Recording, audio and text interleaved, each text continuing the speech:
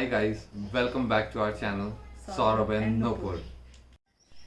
Morning हो चुकी है और हमारा प्लान बन चुका है। हम जा रहे हैं भूतों का भानगढ़। भूतों के Bangarh is one of the most haunted places in India, which is located in Alwar district in Rajasthan and around 70 kilometers from Jaipur.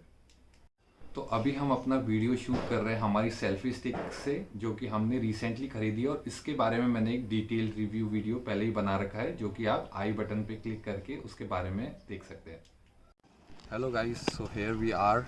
हम भूतों के बानगढ़ पहुंच चुके हैं।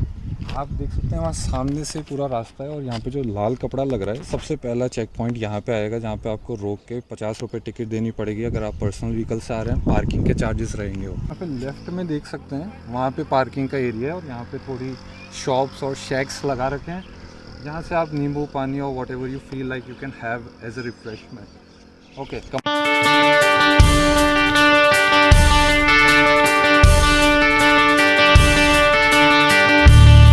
तो ये मेन गेट से हम जब एंटर करते हैं तो राइट में आपको एक मंदिर दिखेगा। यहाँ पे अभी पूजा वगैरह चल रही है।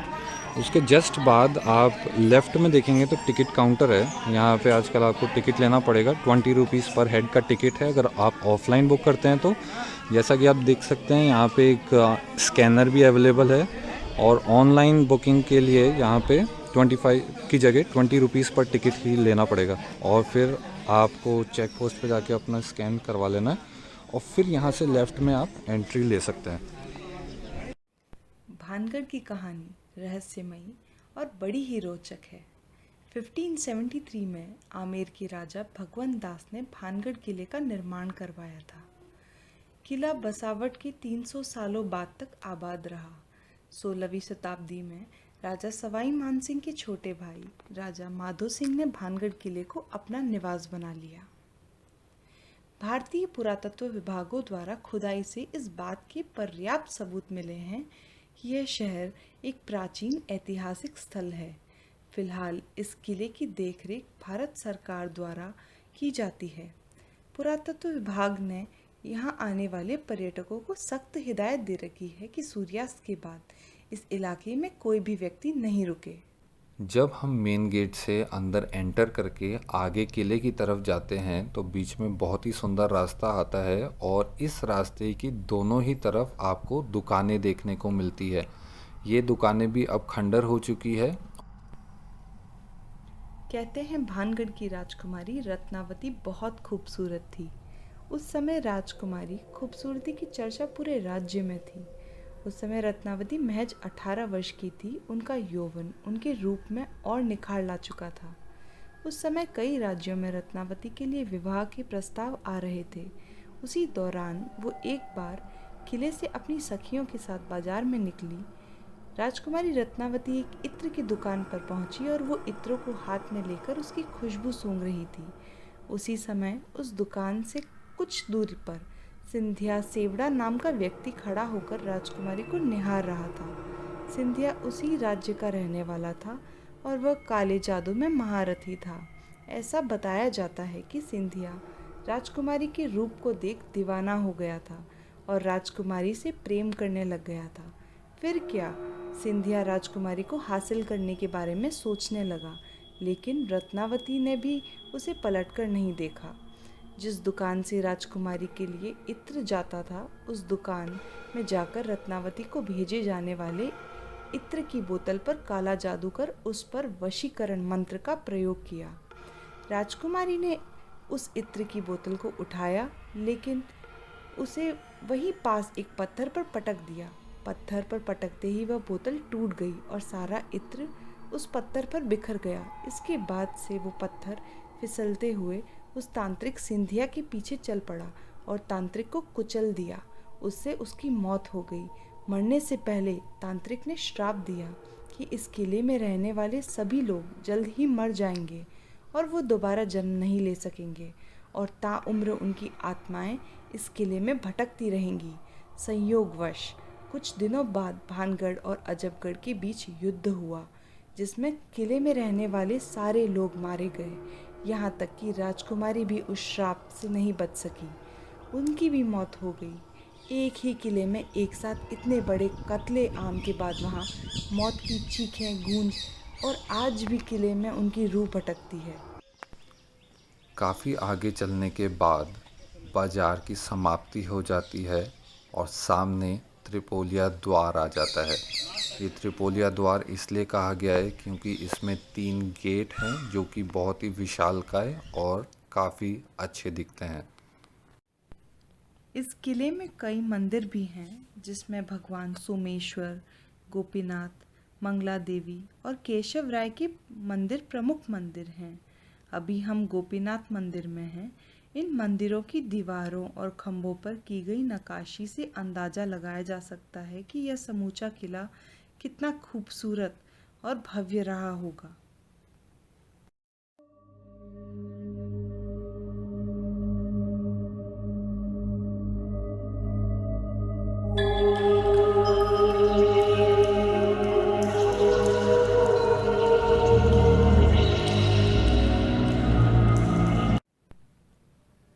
इस किले से आज भी तलवारों की टंकार और लोगों की चीखें सुनाई देती हैं।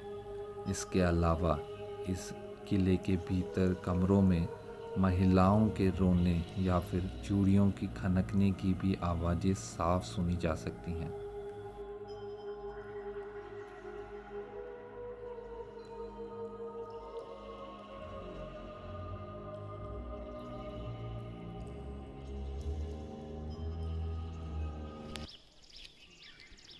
ये है बहुत ही खूबसूरत सा एक कुंड पानी का, और यहाँ पे है टेंपल जो कि मैंने आपको बताया था पहले।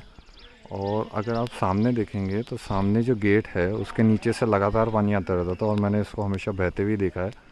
और पीछे केवड़े का बगीचा है और बहुत ही खुशबूदार फूल लगता है उसके ऊपर।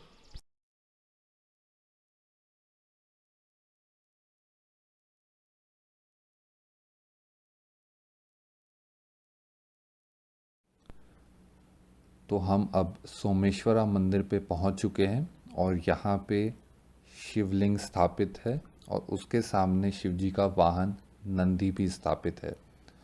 इसके अलावा जब हम पिछले मंदिर गोपीनाथ में गए थे वहाँ पे कोई भी भगवान की मूर्ति स्थापित नहीं थी।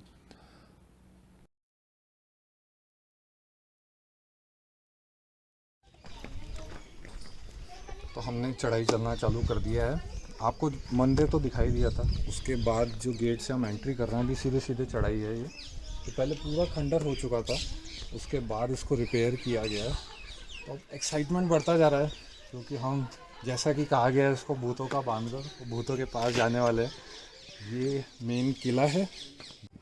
अभी तक तो हम इतनी ब्यूटीफुल सीनिक व्यू देखते हुए आए हैं ना, आगे जाते जाते ना मेरा एक्साइटमेंट लेवल बिल्कुल बढ़े जा रहा है। ऐसा लग रहा है कि क्या होने वाला है आगे, कहीं लिटरली हमें भूत तो नहीं दिखने वाले, या फिर ये खंडर है या फिर सिर्फ हिस्टोरिक प्लेस है। Just check out.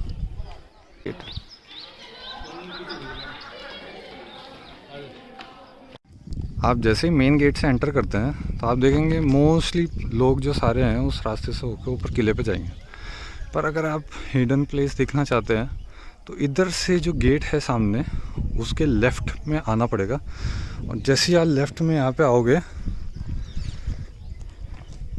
तो आपको एक नीचे का रास्ता मिलेगा। तो इधर से अगर अपन नीचे की तरफ देखेंगे तो सही में, और अगर देखने जाएंगे, चलो नीचे चलते देखते हैं टोटली स्कैर्ड। क्या दिखता है। हमें शायद नहीं जाना चाहिए तरफ। ओह माय गॉड, ओह सही में यार, यहाँ पे भूत तो कुछ नहीं है पर चमगादड़ काफ़ी सारे हैं। तो अचानक से वो उड़ा तो थोड़ा सा डर लगा। तो हमने वो जगह पहले एक्सप्लोर कर ली, अब फिर से इधर आके आगे की तरफ जा रहे हैं दूसरी जगह देखने। तो मेनली आपको डर क्यों लगता है? डर आपको लगता है जहाँ पे लाइट नहीं होती है, जहाँ पे अंधेरा होता है वहाँ पर अपनी इमेजिनेशन बना लेते हैं और एनिमल्स दिखते हैं, बर्ड्स दिखती हैं। तो जरा सी भी हरकत लगती है तो आपको डर लगेगा।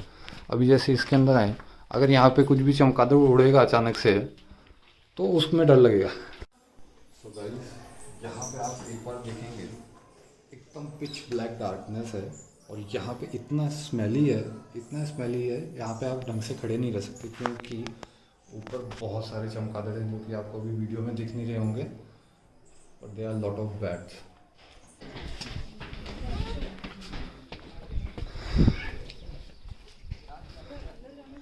तो ऊपर आने के बाद ये ओपन ही है, यहाँ पे ज़्यादा कुछ ऐसा क्लोज नहीं है। और ये आप सामने देखो वापस पूरा आधा स्ट्रक्चर है, आधा टूट गया है।